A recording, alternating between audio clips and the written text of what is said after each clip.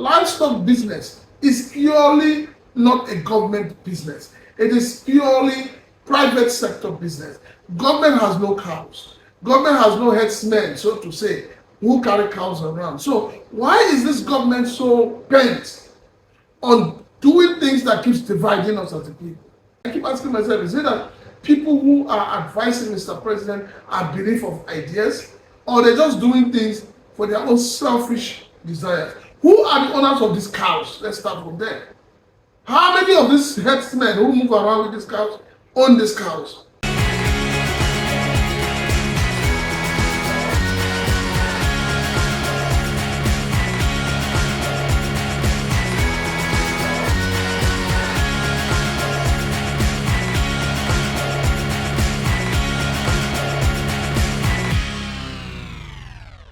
So, your federal government, the federal government of the Federal Republic of Nigeria, don't create a new ministry. Guess what? Amazing! Ministry of Livestock Development. Of all the things we basically quote, Ministry of Livestock Development. Of course, the federal government, the Bola Tinubu led administration, thought they then get to create them so that they will fit stop the clash between farmers and herders. Perhaps they will fit stop the killing of farmers by herders or armed herders, as it were. Well, that's the reason why they came. But you know, they ask, say, wait, what's be the main reason we make this thing happen? First of all, how important is what do they call it, livestock to our economy? How much do they give our economy? First of all, secondly, the last time we checked, according to our Greek book, that the agriculture will read for book, Shebi, livestock na part of agriculture, na part of agriculture. So how come you not separate livestock from agriculture and give them a different ministry, a whole new ministry, even them a livestock development, Ministry of Livestock Development? Okay, so that means since livestock development, na ministry will be say now baby livestock development or livestock generally, that is manure rearing. Now waiting to be say only one particular ethnic nationality, they're prominent, they're known for. I think we will begin look for businesses where we say other ethnic nationalities they do, then begin also create ministries for them. Well, your guess is as good as mine. Well, this is the focus of our conversation today on Updates and Precious. My name is Precious. Thank you so much for joining us. And I have Prince Francis Chinaka joining us in the conversation. Thank you for joining us. Thank you, Precious. This government, a lot of people have said that this government is not prepared, that this government has lacks focus. This government has not been sincere to the Nigerian people. And I'm beginning to agree with them totally. Because I don't understand. You wake up one day and you say, oh, you want to implement the Orosaya panel report. And on the other hand, you're doing something completely different. That report says you must, first of all, cut down on government expenditure. Merge ministries, make them more productive. But then, this government will you are merging departments, ministries, but you are creating more ministries. You are creating more avenue for political appointees to, continue to flinch on the meager resources of this country. I am one person that is against this ministry, and I believe that a lot of Nigerians out there are also unhappy with this ministry. Because for me, livestock is something that falls under the Ministry of Agriculture. And we have not finished, we have not exhausted the works, the duties that set up that ministry. So why are we now making livestock a ministry? I mean, for me, I believe that this government is indirectly looking for a way to introduce some of the policies that President Buhari could not implement. And one of them is Ruga. I think that is what they're trying to implement. No matter how you look at it, I see this ministry as Ruga in action. I see this ministry as a ministry that does not need to exist. Livestock business is purely not a government business. It is purely private sector business. Government has no cows. Government has no headsmen, so to say, who carry cows around. So why is this government so bent on doing things that keeps dividing us as a people? Why is this government not doing things that bring us together as one people so that we can live in love, in peace, and in harmony? I keep asking myself, is it that people who are advising Mr. President are beneath of ideas, or they're just doing things for their own selfish desires? Who are the owners of these cows? Let's start from there. How many of these herdsmen who move around with these cows own these cows?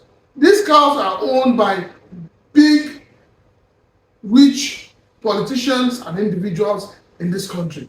Why must we all Nigerians pay for what the other people, what few people are really benefiting from?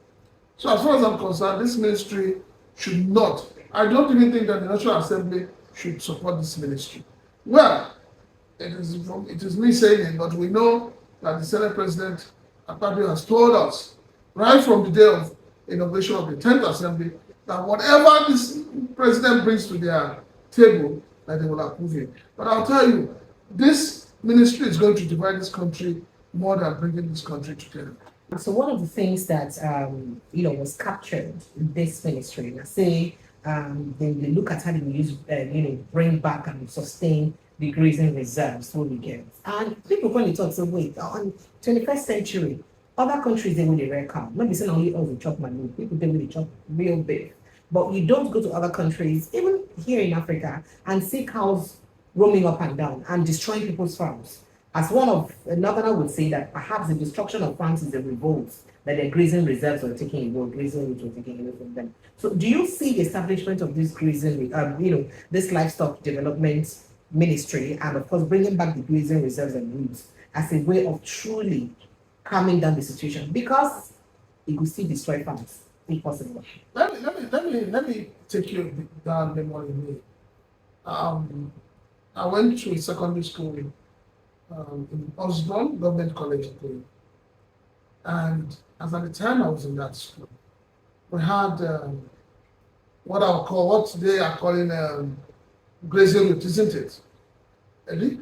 That's what they're calling it. Yes. We had a grazing route, and the grazing route was that from the back of the school, you had this bush stretching from Osborne, passing through the federal secretariat down to Obalende.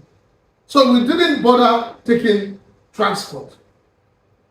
All we did was whatever money given to us by our parents for transportation, we ate it. We used it to enjoy ourselves. And we followed that grazing route, passing through the bushes, because it was a beautiful sight to behold. But today, you can't find it because development has come there. Those beautiful scenery has been removed. And what do you have now? Structures, houses. So it means that for you to now move from Osborne Road, where you have Government College, Ikoyi, to Obalende, you must take public transport on your drive or something. But you can no longer do it following those routes because those routes are no longer available. So if what government is saying now is that we need to go back to that school, create those routes. It means that we have to destroy those houses that has been built along that route. The grazing route that government is talking about has been overtaken by development. Except you're saying that you want to go and start demolishing structures to create those routes. What government should actually do is to encourage the owners of these cows to set up their ranches, let them buy land. If they don't have money to buy land, give them a loan. Let them, take a loan with a very small interest and build ranches. Ranches is what is acceptable to worldwide. So why are we still looking and thinking as if we're in the 13th century or 12th century? We have moved on. Development, science, technology, everything has moved on. So why are we still going back? And it is this backward movement that has led this president to introduce the old national anthem, the 1960 or 1964 national anthem. It's taking us backwards. This is backwards thinking as far as I'm concerned. So I think that the government should retrace her steps. This ministry is a no-no for me. It is not acceptable. Let people doing their business, legitimate businesses, let them put down money, buy lands, and build their ranches.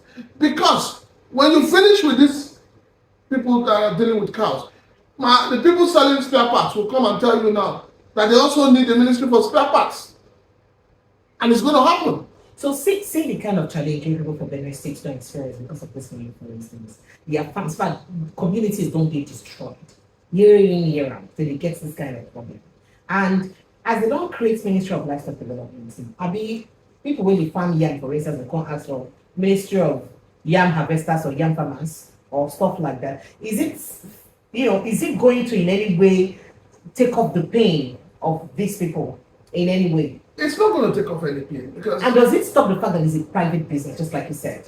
Like I say, that is where the problem is. The government has literally told Nigerians, what are we benefiting as a country? And then why is it very important? Why is livestock so important to this administration or to all the administrations generally? Why is it so important? Because of course you see people from a particular traction of the country saying that.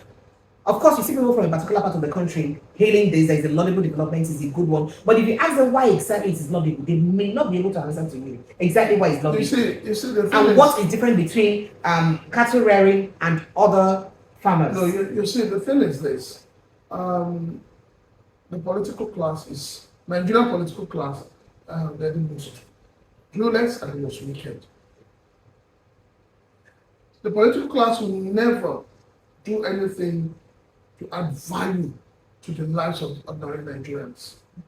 They do things that divide the ordinary Nigerians, that inflict pains on the ordinary Nigerians. And unfortunately, it must be said, Nigeria seems to be the only country where those that are being abused, raped, are praising those who are raping them and abusing them. The Nigerian leaders are there living fat, enjoying science and technology. And yet, they are making the people to suffer. Left to the Nigerian government today, they will prefer that the ordinary man rides on a camel or a donkey to move around while they are moving around in air-conditioned cars. Yet, when you talk, the same people that are being maltreated, marginalized, abused, will still support these politicians. So, for me, it's all about poverty and about a wrong mindset. We need a proper mindset. Nigerians need to begin to think as if there is no God.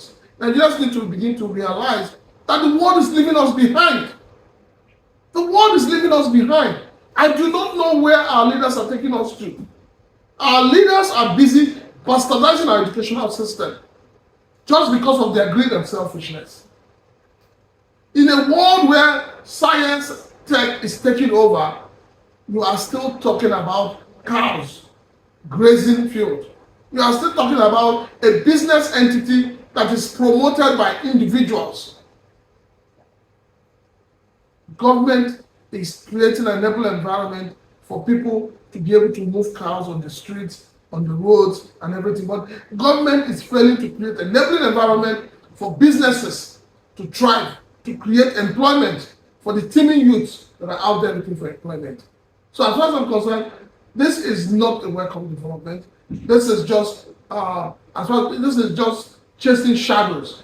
If this government has no plans for the future of this country, and they have no plans for making Nigerians more productive, making them more educated, then this government should give up.